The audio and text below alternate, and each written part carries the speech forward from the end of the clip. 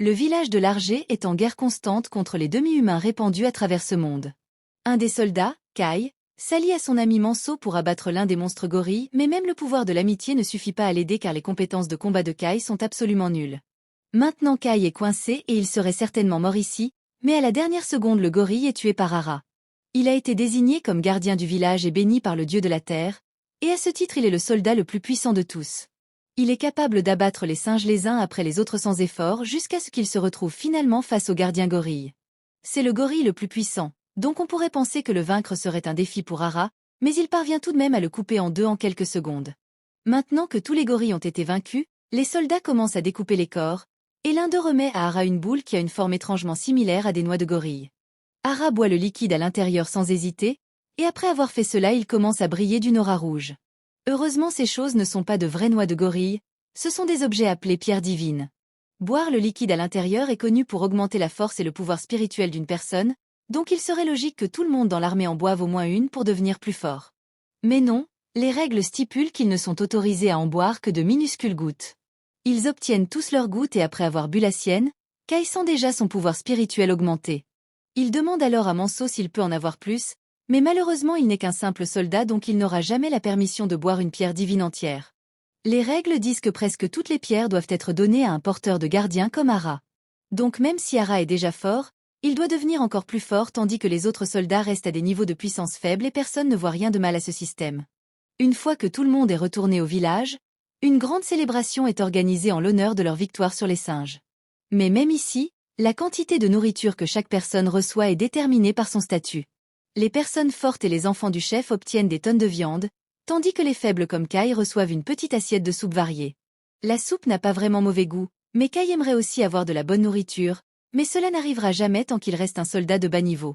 Alors il promet de s'entraîner et de devenir plus fort pour élever son statut. Immédiatement après le banquet, Kai sort et commence à s'entraîner aussi dur qu'il le peut, mais il est difficile pour lui de bien s'entraîner quand il n'a presque rien mangé de la journée. Il crie qu'il aimerait vraiment manger des boulettes de riz maintenant, et quelques instants plus tard Manso apparaît et demande à Kai ce que sont les boulettes de riz. Kai dit qu'il n'est pas tout à fait sûr, parce que le mot est juste apparu au hasard dans son cerveau un jour, mais il a le sentiment que les boulettes de riz seraient savoureuses. Il y a quelque chose dont Kai voulait parler, alors il montre la colline où le village enterre ses soldats tombés au combat. Cette colline en particulier est réservée à toutes les personnes qui avaient une famille.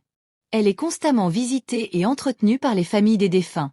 Mais en revanche, la colline à côté est un véritable désastre. Elle est remplie des pierres tombales de personnes dont personne ne se souciait, que personne ne prend la peine d'entretenir. Les orphelins comme lui sont destinés à être enterrés dans un endroit comme ça une fois morts, sans personne pour visiter leur tombe et sans preuve qu'ils aient jamais vécu dans le village. C'est pourquoi Kai veut devenir plus fort, pour survivre assez longtemps et vivre une vie significative. Et pour cela, il n'a d'autre choix que de manger ses petites portions de nourriture et de s'entraîner plus dur que quiconque. Mais même cela ne suffirait pas à assurer sa survie. Il aurait besoin d'une sorte de capacité spéciale pour lui donner un avantage sur le champ de bataille, mais il ne sait pas ce qu'il pourrait utiliser. Au même moment, dans le château, Ara et sa sœur José se rendent dans la chambre de leur père. Ara dit à José qu'elle n'a pas besoin de se préoccuper des rapports de guerre, parce qu'on ne s'attend pas à ce qu'elle se batte comme lui. Malgré cela, elle lui dit qu'elle veut aussi défendre le village, mais il la rejette et dit qu'une fille de la famille du chef n'a pas besoin d'apprendre à se battre. Et peu importe à quel point elle supplie, il ne l'autorisera pas. José trouve injuste qu'elle ne puisse pas se battre juste parce qu'elle est une fille. Comme pour enfoncer le clou, lorsqu'elle regarde par la fenêtre, elle voit Kai et Manso s'amuser et s'entraîner. Comme Manso est plus âgé et plus fort que Kai, il est bien meilleur en combat que lui, donc Kai ne peut pas faire grand-chose à part se défendre. Manso lui dit qu'il ne deviendra jamais plus fort s'il n'apprend pas à attaquer. Alors Kai essaie d'attaquer, mais quand il le fait, il se laisse complètement ouvert, donc Manso parvient à le repousser, le faisant tomber au sol et se cogner la tête. En conséquence, Kai subit une grave commotion cérébrale, et il commence à voir des souvenirs de sa vie passée au Japon lui revenir en mémoire. Tandis que son esprit parcourt ses souvenirs, il se souvient distinctement du mot « magie ». Cependant, quand il reprend finalement conscience, il ne sait pas ce que signifie la magie, parce que ce mot n'existe pas dans ce monde. Ce n'est pas la première fois que Kai voit des souvenirs inconnus, et apparemment, dans ce monde, il y a beaucoup de gens qui voient des visions similaires. Mais Kai ne pense pas que cela vaille la peine d'en parler à qui que ce soit. Certes, les souvenirs lui ont appris des choses, comme les boulettes de riz et la magie, mais cette information est inutile pour lui ici, d'autant plus que la magie n'était qu'un conte de fées au Japon de toute façon. Mais s'il pouvait, d'une manière ou d'une autre, utiliser la magie, il pourrait se montrer lors de leur prochaine bataille, et cela augmenterait certainement son statut. Pendant ce temps, dans le château, le chef vient de recevoir une lettre d'un des villages voisins. Il semble que l'autre village soit attaqué par des ors. Donc, conformément à l'accord entre les deux villages, les gens de Big sont tenus d'aller aider dès que possible. Le chef n'aime pas le fait qu'ils doivent envoyer les soldats au combat à nouveau, alors qu'ils ont à peine eu le temps de se reposer et de récupérer après la bataille contre les singes. Mais Ora lui dit que c'est le devoir d'un soldat d'être déployé et de mourir pour le village, qu'ils n'ont pas le droit de se plaindre. Cependant, le chef lui rappelle que les soldats font aussi partie du village, qu'il ne devrait pas les traiter comme des pions jetables. De retour dans la caserne, Kai a du mal à dormir parce qu'il ne peut pas chasser l'idée de la magie de son esprit. Manso sent que quelque chose le tracasse, alors il lui demande ce qui ne va pas. Kai lui dit que ce n'est pas grave, mais qu'il a rêvé de pouvoir créer du feu à partir de rien. Aussi étrange que cela puisse paraître, il s'attendait à ce que Manso lui dise qu'il a l'air stupide, mais étonnamment, Manso dit avoir déjà entendu parler de quelque chose de similaire.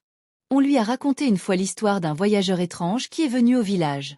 L'homme voulait allumer un feu mais n'avait pas d'amadou sur lui. Normalement, il serait impossible de faire un feu sans équipement, mais l'homme a simplement levé son doigt et a créé une flamme à partir de rien. Kai est surpris d'entendre qu'il y a en fait un récit de quelqu'un utilisant la magie. Mais Manso rappelle qu'il ne l'a entendu que dans une vieille histoire, donc il n'y a aucune garantie que ce soit vrai. Malgré cela, entendre cette histoire a motivé Kai à essayer d'apprendre à utiliser la magie. Alors, le lendemain, il sort et trouve un endroit isolé pour commencer à s'entraîner. Il ne sait toujours pas comment fonctionne la magie, mais d'après ce dont il se souvient, la magie nécessite une sorte d'énergie mystérieuse, et la chose la plus proche à laquelle Kai peut penser serait l'énergie spirituelle. Alors il essaie de l'utiliser. Il tend son doigt et ordonne à son énergie spirituelle de sortir sous forme de feu, mais ce n'est pas si facile. Il réalise qu'il doit probablement rassembler son énergie spirituelle, alors il commence à essayer de la faire circuler à travers ses pierres divines, mais rien ne se passe, peu importe ses efforts. Pendant ce temps, des ors ont été repérés juste à l'extérieur du village voisin, et ils ont déjà tué une douzaine de soldats. Les autres soldats se rassemblent pour y aller. Ils attendent à l'extérieur de la forêt pour voir si les ors sont toujours là, et dès qu'ils les repèrent, ils chargent. Les ors commencent aussi à attaquer, mais Manso parvient à en poignarder un à travers le cœur. Immédiatement, Kai décide de se précipiter en avant pour obtenir une victime aussi, mais alors l'un des ors lui lance un cadavre, et cela coince Kai contre un arbre. L'ORC s'approche alors de lui, et il est sur le point de tuer Kai, mais avant qu'il ne le fasse, il est touché par plusieurs flèches et achevé par Manso. Manso crie sur Kai pour avoir couru en avant tout seul, et lui dit de retourner dans la formation, mais il semble que Kai se soit blessé à la jambe quand il a été touché, donc il ne peut plus marcher tout seul. Pendant ce temps, Ora décime les orques. Une fois qu'il réalise qu'il est bien trop fort pour eux, ils commencent tous à battre en retraite. Ora refuse de les laisser s'échapper, alors il abandonne tous les autres soldats et poursuit les ors. Cela laisse les autres se débrouiller avec les ors restants. Vu la difficulté qu'ils ont à les combattre seuls, les soldats sont cuits. Le chef de l'escouade ordonne à tous de courir et de se disperser, pour que la plupart puissent survivre. Mais avec la jambe blessée de Kai, lui et Manso n'ont aucune chance d'échapper à l'ORC. Kai ne veut pas entraîner son ami dans sa chute, alors il arrête Manso et lui dit de partir sans lui. Manso ne veut pas l'abandonner, mais il sait qu'il n'a pas le choix. Il s'excuse, promet de visiter sa tombe, puis s'enfuit dans une direction. Kai, lui, boite dans l'autre. Il sait qu'il est complètement surpassé, mais il refuse d'abandonner sa vie. Quand il entend l'ORC s'approcher, il essaie de lancer un sort de feu pour se défendre, mais ça ne fonctionne toujours pas. Quelques instants plus tard, l'ORC lance sa lame sur Kai. Elle frappe son épaule, le blesse gravement. Mais du bon côté, cette expérience de mort imminente fait jaillir des étincelles de ses doigts. Peut-être qu'il peut vraiment utiliser la magie. Mais il pourrait ne pas vivre assez longtemps pour le découvrir, car l'ORC sort des buissons et commence à l'étrangler. C'est alors que Kai remarque les étincelles venant de son doigt. Il comprend ce que ça signifie. Il pointe sa main vers le visage de l'ORC, et avec toute la volonté qui lui reste, invoque des flammes pour le brûler. L'ORC crie de douleur. Kai parvient à se libérer. L'ORC finit par s'effondrer, vaincu. Kai est fier, il a enfin battu un monstre par lui-même. Mais il y a un problème. Sa main est toujours en feu. Il essaie frénétiquement d'éteindre les flammes, mais il commence à s'évanouir. Le feu utilise toute son énergie spirituelle. S'il ne l'arrête pas bientôt, il va mourir d'épuisement. Il doit trouver une solution rapidement. Il imagine alors son énergie comme un barrage qu'il a ouvert en lançant la magie. Pour arrêter le feu, il doit juste rester calme et refermer le barrage. Mais c'est difficile de rester calme, car l'ORC est toujours en vie et s'approche de lui. Kai parvient finalement à arrêter le flux d'énergie. Mais l'ORC est déjà là.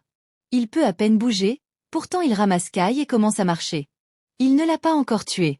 Kai comprend alors que l'ORC doit être aveuglé par les flammes qu'il a reçues en pleine face. Il ne réalise pas que Kai est toujours en vie.